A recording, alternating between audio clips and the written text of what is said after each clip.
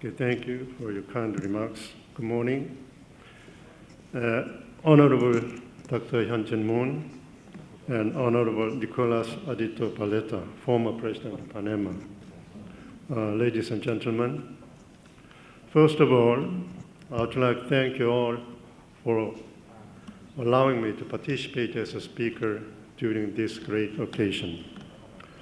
I also would like to congratulate the second Global Peace Economic Forum, continuing the noble mission begun 2 years ago in Seoul. Recently, the international community is reverberating with the significant issues surrounding the Korean Peninsula. With the power structure in North Korea becoming increasingly unstable, and the Trump administration expressing a tougher stance against North Korean nuclear proliferation, North Korea is receiving increased pressure and critical attention from the entire international community. If we can take advantage of such international attention and turn risks into opportunity, then we'll find ourselves one step closer to Korean unification. I cannot overemphasize the economic benefits that could be derived from unification. If South and North Koreas cooperate through a two-phase unification process over the next 40 years, we can expect the GDP of the unified Korea to reach around $8.7 trillion by 2055. Also, forecasts show that the impact of the total production increases resulting from the realignment of the East Asian value chain would reach approximately $65 trillion. In light of current global financial realities, combined with an overcoming new industrial revolution, the Korean government is attempting to proactively ready itself and achieve sustainable economic growth. While much work still remains, Korea has implemented structural reforms focusing on the four most vulnerable areas of the Korean economy: public sector, labor, education, and finance. Thanks to the government's efforts, Korea has climbed 4 places on the Index of Economic Freedom, currently being ranked 23rd in the world. The Korean government has implemented various measures to stabilize the finance and banking systems and expanded the competitiveness of the financial market.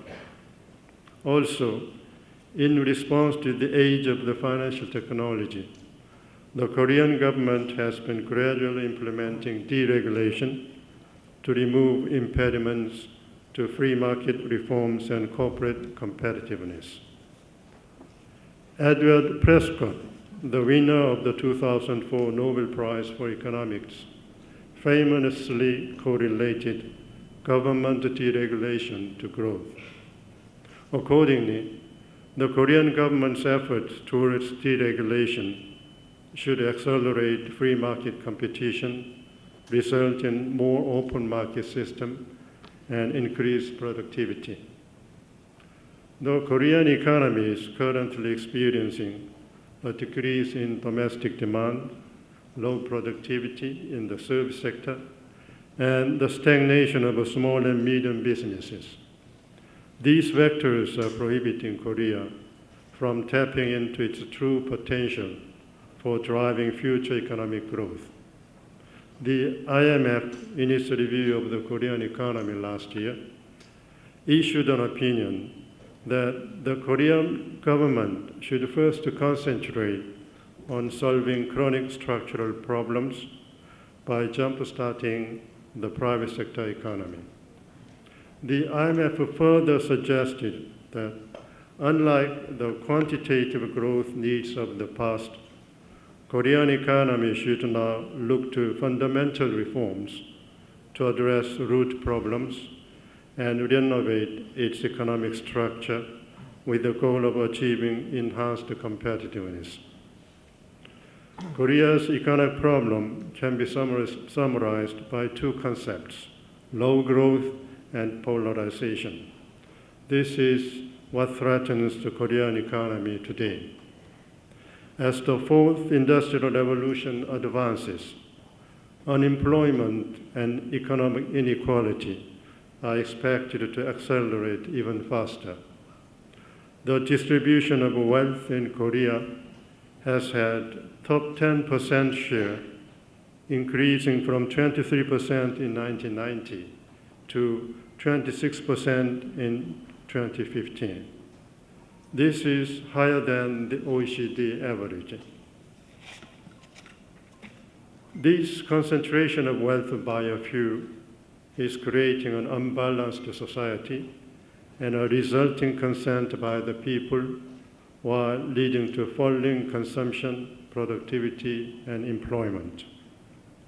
If we fail to transform the socio-economic structure into one that serves the needs of all citizens, the increased inequality and unfair market competition will create a democratic backlash.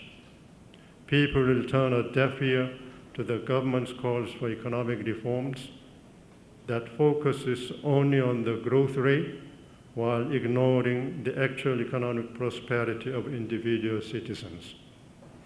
However, crisis can lead to opportunity. The current political crisis emboiling Korean government, as well as the continuing threat surrounding the nuclearization of the Korean Peninsula, has led to public awareness of the possibility of an impending economic crisis in Korea as well. The increased interest of the public has opened the opportunity to discuss the current state of the economy and has created the political will for fundamental structural reform. The success of economic reform today is both the concern of the current generation as well as the future generation. Therefore, we can neither shy away from nor waver in the face of this problem. Transcending political intrigues and factionalism, we must come together united and work towards the age of Korean unification in which our children will live. Looking at economic reforms as the cornerstone of the coming Korean unification, it is not the speed, but rather the direction of progress that is the key. At such a crucial turning point in history, we should resist impatience and instead focus on developing a long-term vision for Korean unification. A studied approach based on a review of past mistakes, combined with a sound blueprint for structural reform, is needed. Once we are properly prepared, however, we should move aggressively towards our goals. In pursuing successful economic reforms, I believe the Korean government should maintain a close relationship with the Philippines. Since President Duterte took office, the Philippines has accomplished successful political reforms.